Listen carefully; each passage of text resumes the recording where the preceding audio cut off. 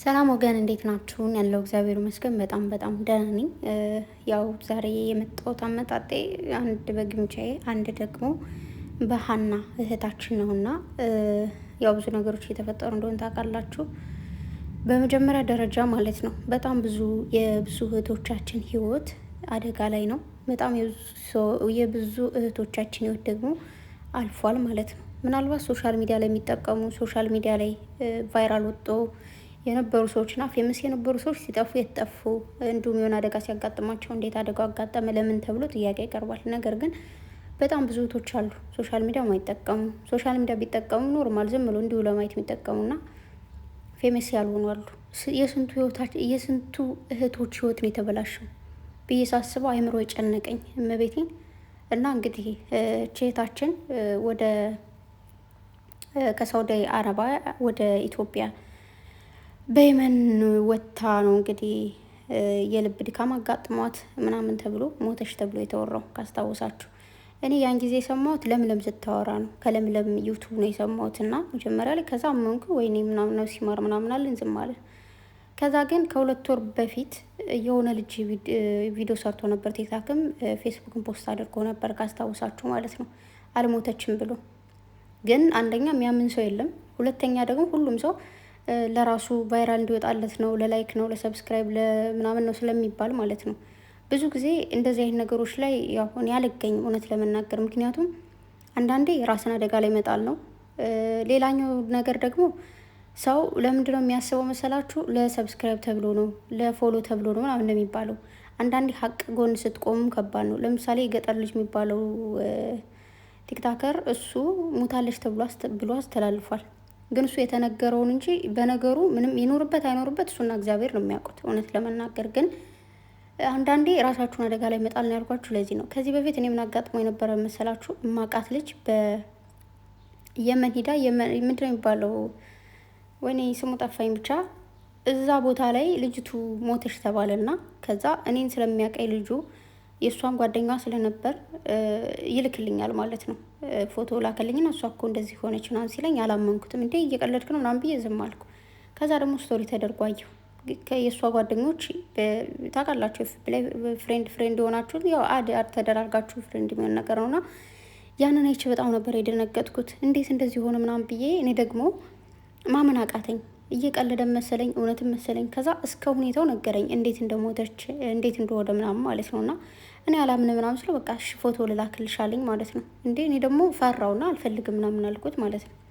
እና በሰዓቱ በደንብ ረማቃት ልጅቱን ግባባታለሁ ምናምን እኔም በቃ መጻፍ ያለብኝ ጽፌ ስቶሪ ያደረግኩኝ ማለት ነው። እና የሆነ ልጅ ምንድን ያለኝ፣ አንደኛ አንቺ ፖስት በምታደርጊው ቤተሰቦች ይጨነቃሉ፣ ሁለተኛ ደግሞ ራስሽን አደጋ ላይ ነው የምታጤው። ምክንያቱም ልጅቱ ትኖር አትኖር የምር የምታውቂው ነገር የለም። ብዙ ጊዜ እንደዚህ አይነት ነገሮች ይፈጠራሉ።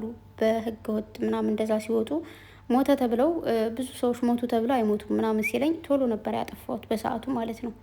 ግን በጣም ብዙ ሰዎች እየጠየቁኝ ነበር፣ በጣም ብዙ ሰዎች እየመጡ ነበር።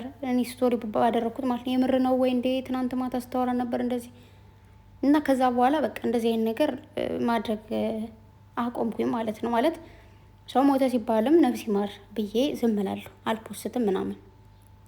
ገብቷቸዋል። አንደኛ ልጁ እንዳለው እንደዚህ በሚፖሰቱ ቁጥር ቤተሰብ ባየ ቁጥር ይረበሻል። እንደዚህ ደግሞ አደጋ ላይ ደግሞ ከባድ ነው። አሁን የገጠር ልጅ ትልቅ ችግር ውስጥ ነው የገባው። ልጅቱን ከአበዛ መጣ ምናምን እየተባለ ነው። ነገር ግን እቼታችን እንግዲህ በስደት ወጥታ ጉልበቷ ስለደከመ ደካማ ስለሆነች ምናምን መንገድ ላይ ነው የሞተችው ተባለ። እንዴት ይህን ታደርጊያለሽ ምናምን ተባለ። ግን ይኸው እንደምታዩት አልሞተችም ተብሎ ወጣለችና የልጅሽ አምላክ እግዚአብሔር ይርዳሽ፣ የቤተሰቦችሽ እንባ ብቻ ያልተኖረ ልጅነትሽ የልጅነት አምላክሽ ይርዳሽ። ብዙ ጊዜ ያው ታውቃላችሁ እንዲያልፍልን የተሻለ ነገር ለማግኘት ልጅቱ እንግዲህ የተሻለ ነገር ይኖረኛል ብላ ነው ኢቃማ ሰርታ ለመመለስ እንደዚህ አይነት ችግር ውስጥ የገባችውና ብቻ በሴትነቷም ከባድ ነው። ሴት ስትሆኑ በጣም ከባድ ነው። ሴትነት በራሱ ተፈጥሮ ራሱ ማለት ነው በጣም ብዙ ፈተናዎች አሉበት። ሴትነት መታደል ቢሆንም ግን ደግሞ ግፍና መከራዋ ደግሞ በሴት ልጅ ላይ ነው የበዛው። ትናንት ለታ የሆነ ፎቶ ቆይ ላስቀምጥላችሁ። እህታችን ማለት ነው እንደዚህ ሁና የተደበደበች ወይ ደግሞ እንደዚህ ቆሰለችው በወንድ ነው። ወንዶች አንዳንዴ በእግር ጣታችሁ ነው የምትታስቡት ወይስ በምናችሁ ነው የምታስቡት? አንዳንድ ወንዶች የሴትን ህይወት ለማበላሸት ብቻ የተፈጠራችሁ ፍጥረቶች እስክትመስሉ ድረስ ማለት ነው። ድንዝዝ ያላችሁ ደነዞች ናችሁ፣ ዶማዎች። ብትችሉ የሴትን ህይወት ማስተካከል፣ ባትችሉ ደግሞ መተው። ልጅቱ እምቢ ስላለች አልፈልግም ስላለች መብቷ እኮ ነው። ካልፈለገች አስገድዳ አስራ አታኖራትም እንዴ?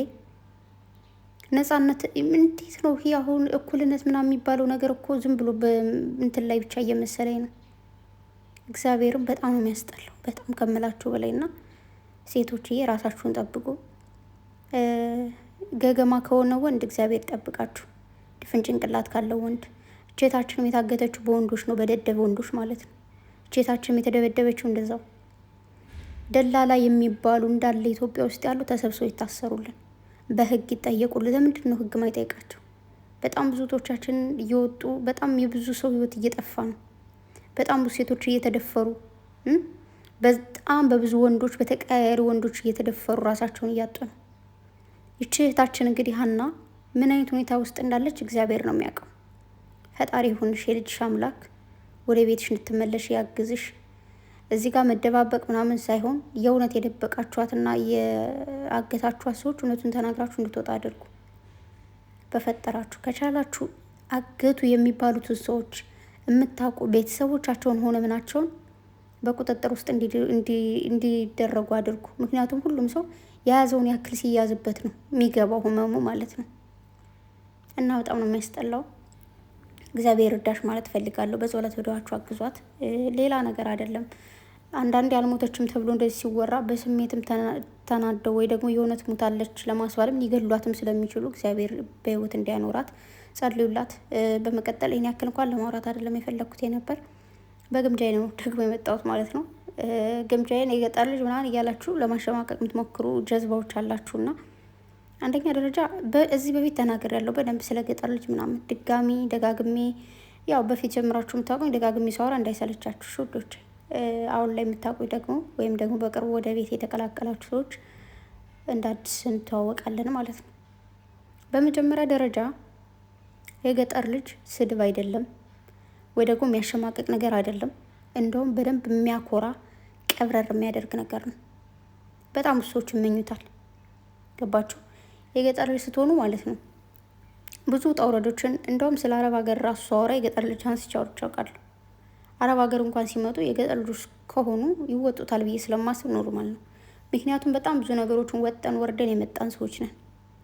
ለእኛ ሁሉም ነገር ቀላል፣ ምንም ከባድ ነገር የለም። የትም ውጣ፣ የትም ገጠርም ልሄድ ከተማም ልምጣ፣ የትኛውም ሀገር ላይ ልሄድ ምንም የሚከብደኝ ነገር የለም። ምክንያቱም ገጠር ላይ ብሄድ አድጌበታለሁ። ቆፍሬ አርሼ አጭጄ አርሜ ብዙ መንገዶችን ይጄ ብዙ ውጣ ውረዶች፣ አቀበት፣ ቁልቁለት፣ ሜዳ፣ ጭቃ፣ አፈር፣ ድንጋይ ሁሉን ነገር ይጀበታለሁ። ከተማ ስመጣ ደግሞ ምንም የሚከብደኝ ነገር የለም። ኖርማል ነው። የከተማ ልጆች ገጠር ሄዳችሁ ኑሮ ብትባሉ አትችሉም። አልፈርድባችሁም። ምክንያቱም ያደጋችሁበት ሁኔታና ከዛ ያለው ነገር በጣም ስለሚለያይ ይከብዳችኋል።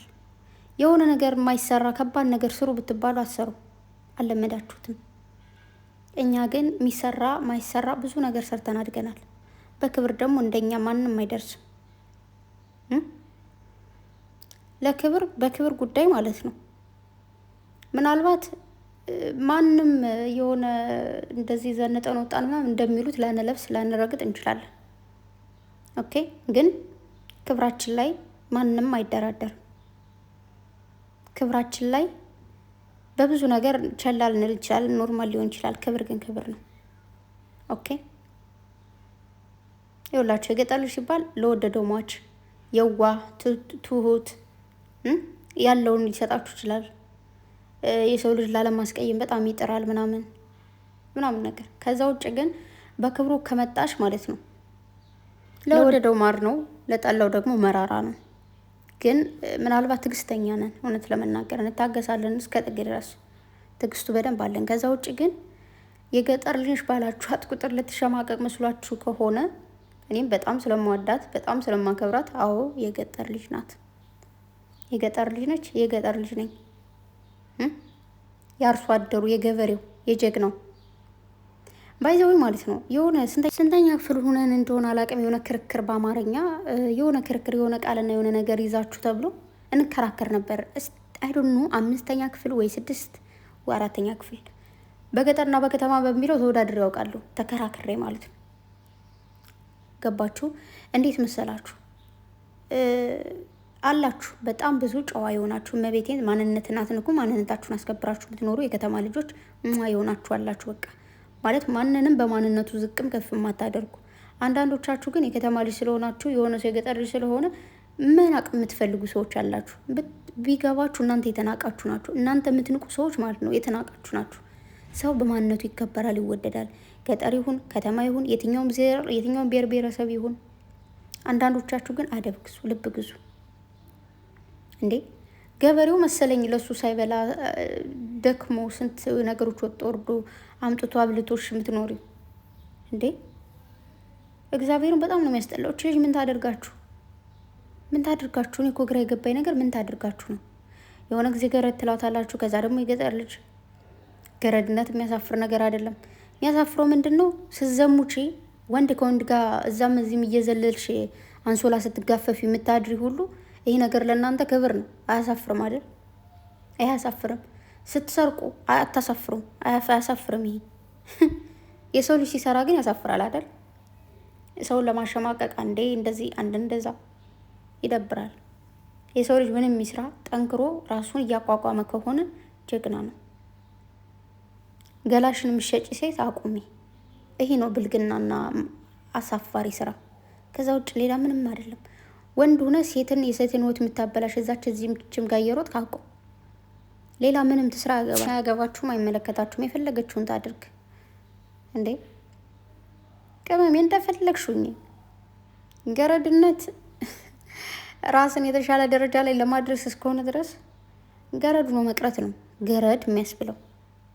ግን ኦኬ፣ በርችልኝ፣ ምንም ስሪ፣ ምንም ሁኚ፣ ከጎንሽ ነኝ። እመቤቴን በየጊዜው አልቅሳ እንድትመጣ የምትፈልጉ ሰዎች አደብ ግዙ። ምን ታድርጋችሁ? ሰውን ማስለቀስ የእሷንም ባትጠጡት፣ ወተቱን አትጠጡት፣ ፔፕሲውን አትጠጡት። ምን ታድርጋችሁ? የፈለገችውን ብትሆን እና በጣም ጠንካራ ሴት ነሽ፣ በርችልኝ። እግዚአብሔር ከአንቺ ጋር ይሁን። ሴቶችዬ አበርቱልኝ እና ብቻ ወዳችኋለሁ ሁላችሁንም። ግን የገጠር ልጅ ነኝ የከተማ ልጅ ነኝ ምናምን የምትሉ ግን አደብ ግዙ። ጨዋ የሆናችሁ ደግሞ ጨዋ ወልዶ ጨዋ ያሳደጋችሁ ደግሞ እናመሰግናለን። ሌላ ምንም አልልም። እያየሁት ባለሁት በሀናም በምናምን እየደባበረኝ ነው። መቤቴን ብቻ አላቅም። እግዚአብሔር ያውቃል። ደህና ዋሉ።